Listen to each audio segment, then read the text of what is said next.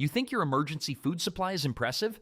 Medieval people stockpiled meals that could survive plagues, famines, and wars across multiple centuries. The twisted part? One technique involved something you'd never put in your food today. Honey is basically nature's time capsule. This golden goop never goes bad. And I mean never. The secret lies in its incredibly low moisture content and natural acids that create a hostile environment for bacteria. Makes sense, right? Archaeologists have made some wild discoveries over the years. Picture this. They crack open a 3,000-year-old Egyptian tomb and find pots of honey that's still perfectly edible. Not just technically safe edible, but actually tasty. Some brave archaeologist probably thought, well, when in Rome, and took a spoonful of ancient Egyptian sweetness. Medieval cooks weren't stupid either. They figured out honey's superpower pretty quickly and used it to preserve everything from delicate fruits to chunks of meat. The stuff worked like magic, keeping food safe when refrigeration was just a distant dream. Here's the science bit. Bacteria and mold simply can't survive in properly sealed honey. There's not enough water for them to grow, and the acidic environment makes their lives miserable. Store honey in a cool, dry jar with a tight seal, and centuries can pass without it going bad. But honey wasn't the only medieval preservation champion. Knights and soldiers needed something more substantial for their long campaigns, something that could feed an army. Medieval knights weren't exactly known for their culinary finesse, but they sure knew how to make meat last. Salt became their secret weapon against time itself. Here's the thing about salt.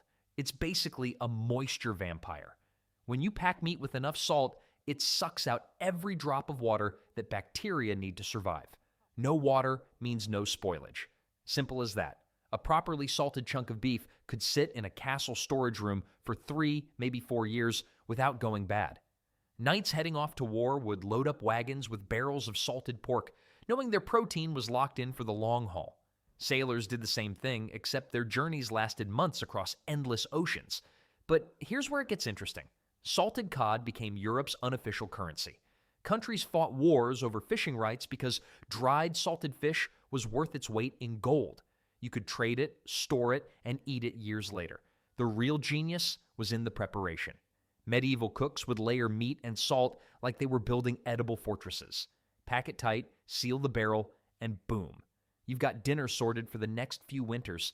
Then there's another preservation trick that didn't need salt at all, but required patience and the right kind of weather.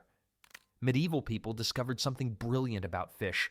Remove all the water, and you've got protein that laughs at time itself. Cod became the superstar here. They'd catch massive amounts, then dry it until it turned rock hard. We're talking baseball bat hard. This stuff earned the nickname Stockfish, and honestly, you could probably use it as lumber. The genius was simple. Bacteria need moisture to party and ruin your food. Take away their water, and they can't survive. Stockfish became so tough that people literally had to soak it for hours before cooking. Some folks would beat it with hammers first. Medieval kitchens had special tools just for dealing with this concrete-like fish. But here's where it gets wild. This rock-hard cod could survive decades if kept dry. Entire trade routes developed around stockfish. Ships would sail with barrels of the stuff, knowing their protein source wouldn't spoil even on year-long voyages. Vikings basically built their exploration empire on dried fish. Then there's the religious angle. Medieval Christians couldn't eat meat during Lent or certain feast days. Stockfish saved the day, providing necessary protein when beef and pork were off limits. Archaeologists have found stockfish storage areas in medieval settlements, some with fish that's still technically edible after centuries. Speaking of lasting forever, medieval armies needed something even tougher than dried fish. Here's the thing about medieval bread. It wasn't meant to be soft and fluffy like today's loaves. Hardtack was basically the opposite of everything we think bread should be. Hard as a rock, dry as dust, and about as appetizing as chewing on a wooden plank. But that's exactly what made it brilliant. Bakers would mix flour, water, and sometimes a pinch of salt. Nothing fancy. Then they'd roll it thin and bake it until every last drop of moisture evaporated. The result? A cracker so tough that soldiers nicknamed it tooth dullers and ship's biscuit from hell. Without any moisture, bacteria couldn't survive. Mold had nothing to feed on. These rock-hard crackers could sit in sealed barrels for decades without spoiling. Knights carried them on crusades. Sailors packed them for ocean voyages, emergency food that laughed at time itself. The eating part required creativity, though. You couldn't just bite into hardtack. You'd probably crack a tooth. Smart folks soaked it in ale, wine, or whatever soup they had handy. After a few minutes, it would soften enough to chew without dental damage. Some hardtack found in old castle ruins still looks edible after centuries. Makes you wonder what other impossible foods medieval people mastered. Well, they had another trick that involved something most of us spread on toast every morning. Medieval butter wasn't your modern grocery store spread. This stuff was loaded with salt, sometimes up to 10% by weight. Why? Because bacteria absolutely hate salt, and medieval people figured this out centuries before anyone knew what germs were.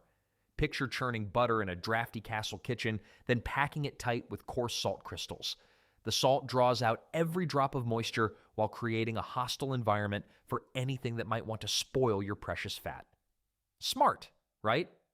Wealthy families treated salted butter like liquid gold. They'd seal it in earthenware crocks or wrap it in cloth, then bury these treasures in cool cellars or root chambers. The constant underground temperature kept everything stable for years. Travelers carried small portions on long journeys, knowing it wouldn't turn rancid in their packs. Unlike fresh butter that spoils in days, this salted version laughed at time itself. Archaeological digs have uncovered butter crocks from medieval sites, some still containing recognizable, if not exactly appetizing, contents after centuries underground. The weird part? Some of these ancient butters still show no signs of dangerous bacteria. The salt did its job perfectly, creating an environment so harsh that nothing could survive to cause spoilage. But what happens when you want vegetables that crunch through winter months? That's where fermentation becomes your medieval best friend. Medieval families knew something we're just rediscovering. Bacteria can actually work for you. While most microbes want to ruin your food, certain friendly bacteria create an acidic environment that kicks out all the troublemakers. That's fermentation in action. Cabbage was the star player here. Chop it up, add salt, pack it tight in barrels, and wait. The natural sugars in cabbage feed specific bacteria that produce lactic acid. This acid drops the pH so low that harmful bacteria simply can't survive. What you get is sauerkraut. Tangy, crunchy, and practically immortal. Medieval households treated their fermentation crocks like family heirlooms. These weren't just food containers, they were survival insurance.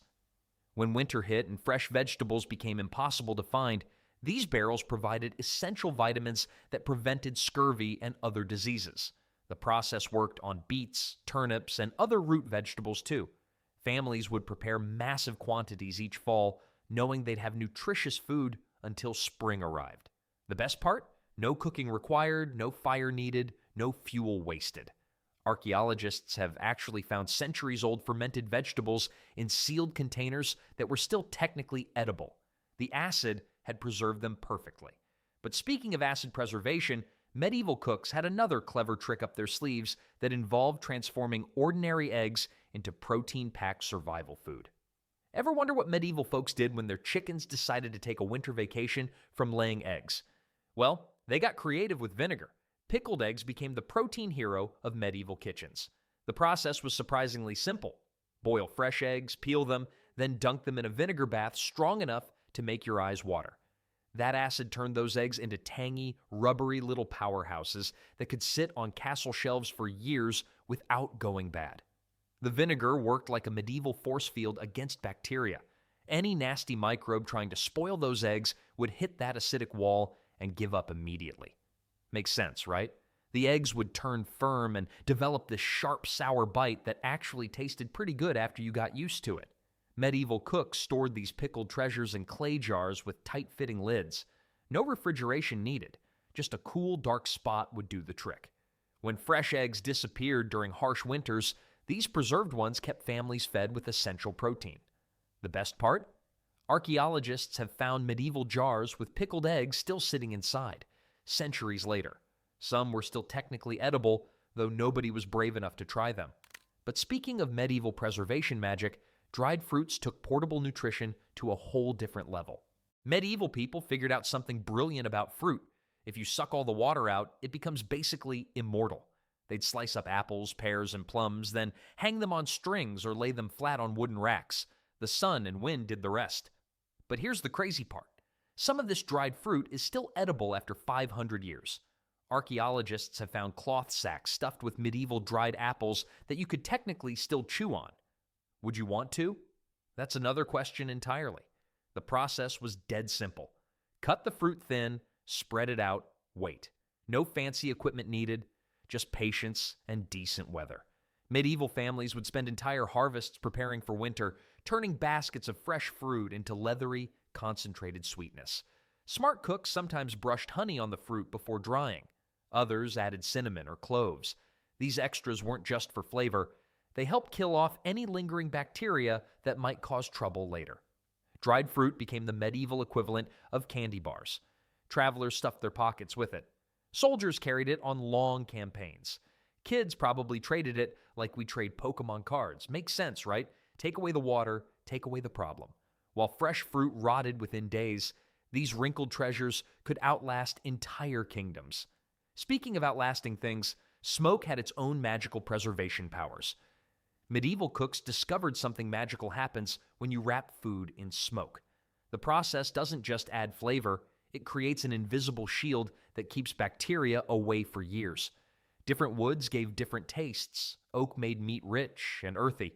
Applewood turned cheese sweet and golden. Cherry wood? That gave everything a deep, almost wine-like flavor that made nobles pay extra just for the privilege. But here's the wild part. Archaeologists have found 600-year-old smokehouses that still smell like bacon. The wooden beams absorbed so much smoke over centuries that they became natural preservatives themselves. Walk into these ancient buildings, and your mouth starts watering from scents that have lingered since before Columbus sailed.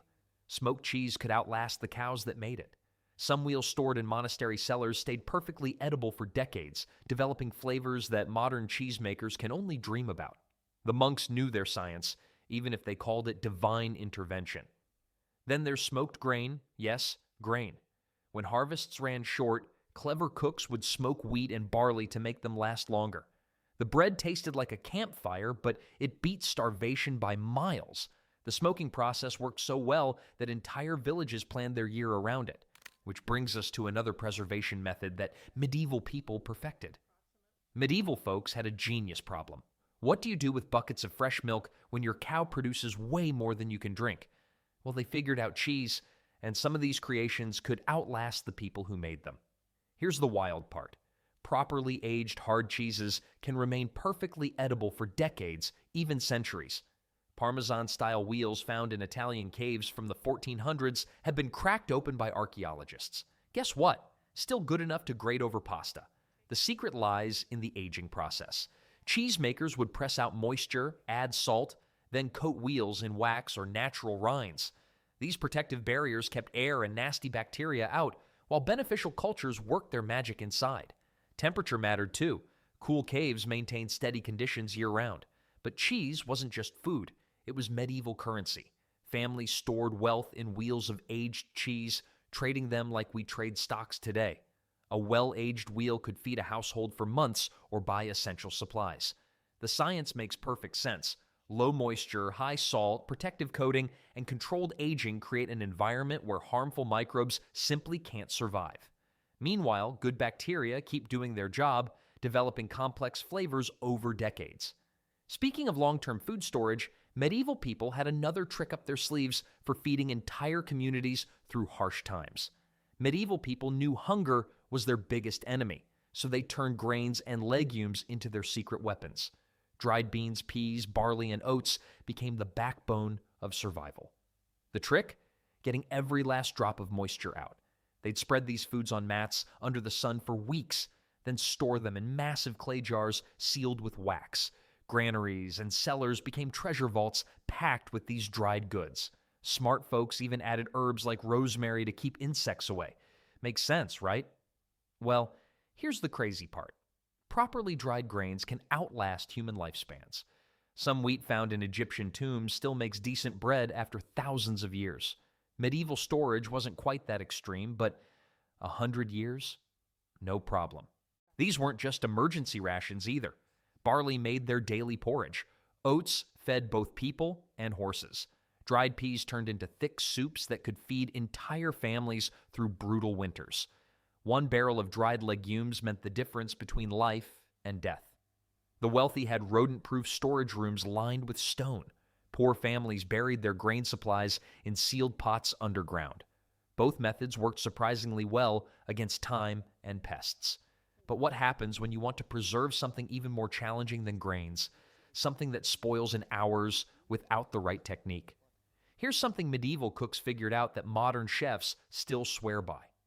Take your cooked meat, pack it tight into a jar, then cover it completely with its own fat. The fat becomes a natural seal, keeping out every bit of air and bacteria that wants to spoil your food. This isn't just shoving meat in grease and hoping for the best. The process was precise. Medieval cooks would slow cook duck, pork, or rabbit until tender, then carefully arrange the pieces in clay pots. They'd pour the hot fat over everything, making sure no meat peeked through. Once cooled, that fat layer turned rock solid. But here's where it gets impressive. This potted meat could survive for years in a cool cellar. Years. The fat acted like nature's vacuum seal, and bacteria couldn't penetrate it. French cooks later perfected this as confit, but medieval kitchens were doing it centuries earlier with whatever meat they had. Castle cooks treated these pots like insurance policies. When unexpected guests arrived or harsh winters stretched too long, they'd crack open a pot of meat that had been waiting patiently under its fatty blanket. The meat inside stayed tender and flavorful, sometimes better than the day it was sealed. While potted meat solved the protein problem, medieval families needed something sweet to make those long winters bearable. Sweet preservation might sound like a modern invention, but medieval cooks mastered this art centuries ago. They discovered something brilliant. Sugar and honey create hostile environments for bacteria. The process was surprisingly simple. Fresh fruits got chopped and tossed into bubbling honey or thick sugar syrup. The mixture would boil until the fruit became tender and the liquid turned amber thick. Then, everything went straight into ceramic jars or wax-lined crocks, sealed tight against air and moisture. What made this work? Pure chemistry. High sugar concentrations literally suck water out of bacterial cells, killing them instantly. It's the same principle that keeps modern jam safe, except medieval versions used way more sweetener. They weren't messing around. These preserved fruits became medieval candy bars. Kids would beg for spoonfuls of honeyed pears during harsh winters when fresh fruit was just a memory. Wealthy families showed off their colorful collections of fruit preserves like we might display fine wine. The results were incredible. Archaeologists have cracked open 400-year-old jars and found fruit that still looked edible. The syrup had turned dark and thick, but the fruit remained intact underneath its sugary shield. While sweet preservation kept fruit safe for generations, medieval cooks had an even more ambitious project brewing in their kitchens, something that would challenge time itself in ways that seem almost impossible today. Medieval inns had something that would blow your mind today. They kept massive iron pots bubbling over fires for decades. Not days, not months, decades. Here's how it worked. The pot never stopped cooking. Ever. Innkeepers would toss in fresh meat, vegetables, and herbs every single day while ladling out bowls for hungry travelers. The stew base just kept evolving, getting richer and more complex with each addition. Why didn't this kill everyone? Simple science. Boiling temperatures murdered any dangerous bacteria before they could multiply. The constant heat meant nothing harmful could survive long enough to cause problems. Medieval people accidentally created the perfect food safety system. Some of these perpetual stews supposedly ran for 50, 70, even 100 years. Imagine tasting a broth that started during your great-grandfather's time. Each generation of cooks added their own touch. Maybe rabbit on Tuesdays, turnips in winter, whatever was available. The flavor must have been incredible. Layer upon layer of different meats and seasonings, all melding together over decades of slow cooking. No single bowl was ever the same, yet the base recipe stayed alive through wars, famines, and changing ownership. But what about drinks that lasted just as long? Medieval monasteries had their own liquid treasures aging in wooden barrels. Medieval folks had a drinking problem, not the kind you're thinking of. They had a problem with water being deadly, so they turned to something stronger. Beer, wine, and cider weren't just for getting tipsy at festivals, they were daily survival drinks. The alcohol content killed off nasty bacteria that would otherwise send you to an early grave. Smart, right? Monasteries perfected this art. Some kept barrels of ale bubbling away for decades, passed down from monk to monk like liquid heirlooms. The alcohol acted like a natural preservative, keeping these drinks safe year after year. Wine was the crown jewel of preservation. Properly sealed wine barrels could outlast the people who made them. Archaeologists have uncovered medieval wine cellars with bottles still drinkable after centuries. But here's the weird part. People didn't always drink these for fun. Children got watered-down beer for breakfast. Workers carried jugs of weak ale to the fields. It was safer than the well water that might kill you. The fermentation process created an environment hostile to harmful microbes. Yeast ate the sugars, produced alcohol, and essentially created a liquid fortress against spoilage. Medieval people were basically drinking their way to better health, one barrel at a time. Those ancient brewmasters knew something we're still learning today. Sometimes the best medicine comes in a mug.